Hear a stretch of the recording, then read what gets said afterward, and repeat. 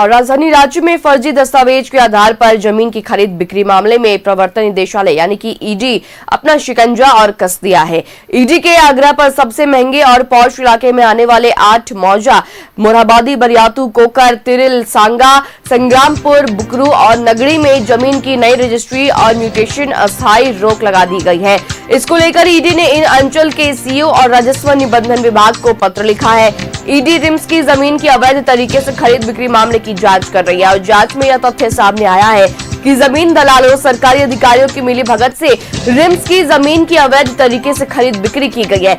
अवैध तरीके से खरीद बिक्री, रजिस्ट्री, म्यूटेशन भी कर दिया, जमीन पर अपार्टमेंट भी खड़ी हो गई। इसके बाद हाईकोर्ट के आदेश पर झारखंड एसीबी पूरे मामले की जांच शुरू की। एसीबी में दर्ज कांड के आधार पर ईडी ने ECIR दर्ज किया है। ईडी ने भी मनी लॉन्ड्रिंग के बिंदु पर इसकी जांच तेज कर दी है।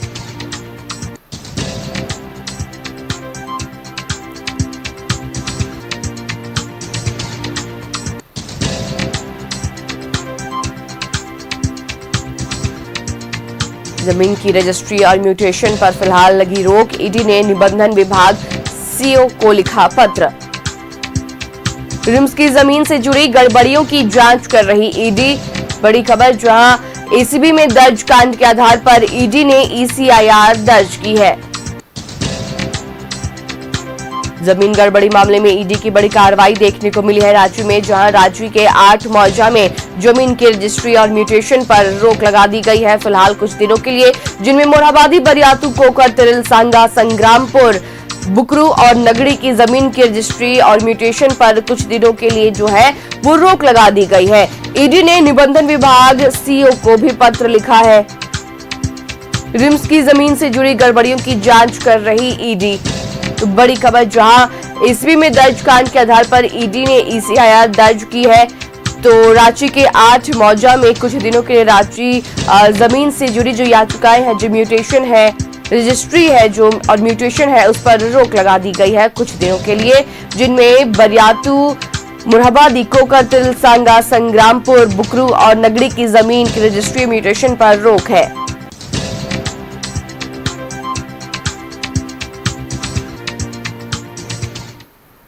और खबर पर जानकारी के लिए रुख करेंगे सहयोगी अंजनी का, जुड़ रहे हमारे साथ। अंजनी, प्रवर्तन निदेशालय यानी कि ईडी की जो है वो बड़ी कार्रवाई देखने को मिल रही है। जमीन गड़बड़ियां जो सामने आ रही है उसके बाद जहां पर राज्य के 8 मौजा में जो है वो जमीन की रजिस्ट्री और म्यूटेशन पर रोक लगा दी गई है। अंजनी,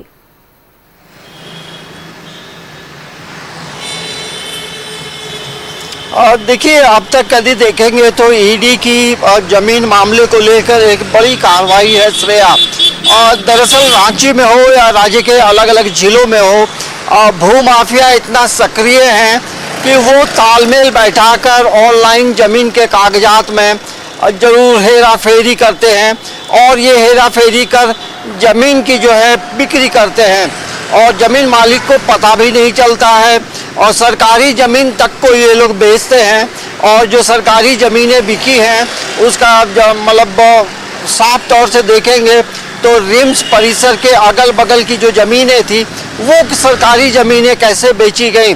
जाहिर सी बात है, यदि ज़मीन बेची जा रही है और लेने वाले हैं तो लेने वाला भी एक बार पहले पूरी तरह से जाँच करता है, लेकिन ये लोग इतने माहिर हैं कि ज़मीन के जो कागजात हैं फर्जी बनाते हुए उसे असली बताते हैं और वो पता भी नहीं चलता है। और ये मामला कहीं ना कहीं ऑनलाइन का मामला हो या रजिस्टर 2 का मामला हो, तमाम जगहों में तमाम चीज़ों को बदल देते हैं और ज़मीन की बेधड़क बिक्री करते हैं। और जब ईडी को इन तमाम चीज़ों को लेकर जानकारी मिली है तो एक ईडी ने दबिश बढ़ाई है और रांची में 8 मौजा इलाके में जो है ज़मीन से जुड़े जो तमाम जो काम है, जो मतलब ज़मीन रजिस्ट्री की बात हो, म्यूटेशन की बात हो, इन तमाम चीज़ों में रोक लगाई है। और जाहिर सी बात है, जब ईडी की एंट्री हुई है तो अब वैसे लोग सावधान हो जाएं जो ज़मीनों की अवैध तरीके से फर्जी कागजात बनाकर करीब बिक्री कर रहे हैं और ज़मीन मालिकों को परेशान कर रहे हैं। तो ये अब तक की सबसे बड़ा स्टेप जो है ईडी ने लिया है। आप देखेंगे श्रेया, मतलब झारखंड में ज़मीन से जुड़े कई मामलों में कई अधिकारी होटवार जेल की हवा भी खाए हैं। कई कर्मचारी जो हैं और जो ज़मीन से जुड़े काम करते हैं वो तमाम कई लोग जेल की हवा खा चुके हैं। तो कहीं ना कहीं एक बड़ा सांठगांठ होता है, एक बड़ा नेटवर्क होता है और यही नेटवर्क जो है, उस नेटवर्क में जो भूमाफिया ज़मीन दलाल हैं उनके साथ कहीं ना कहीं जो सरकारी तंत्र जो होता है, जो ज़मीन से जुड़े काम करते हैं, वो उनका कनेक्शन होता है, उनका इन्वॉल्वमेंट होता है।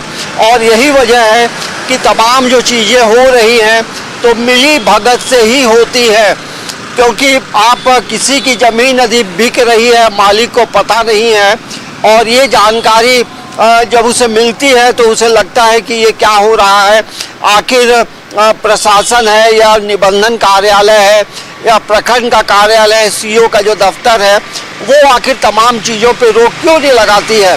तो ये एक बड़ा सवाल है। और ईडी ने जब 8 मौजा में एक कार्रवाई की है और सीओ और निबंधन पदाधिकारी को पत्र लिखा है, तो जाहिर सी बात है कि उस मामले में कहीं ना कहीं कुछ मामला जरूर है। ईडी की दबिश तभी बढ़ती है जब उसके पास कागजात होते हैं, उसके पास सबूत होते हैं, उसके पास ठोस सबूत होते हैं। तो अब जो है वैसे लोग सावधान हो जाएं जो फर्जी कागजात बनाकर ज़मीन की बिक्री कर रहे हैं, लोगों को फंसा रहे हैं।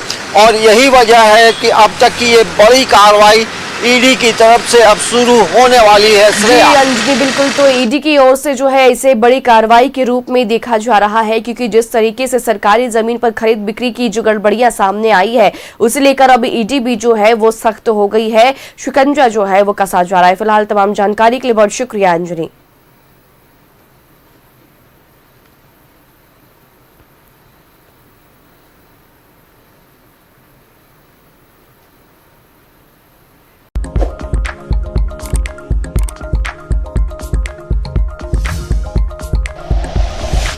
Like and share videos, subscribe करें हमारा चैनल और प्रेस करें बेल आइकॉन।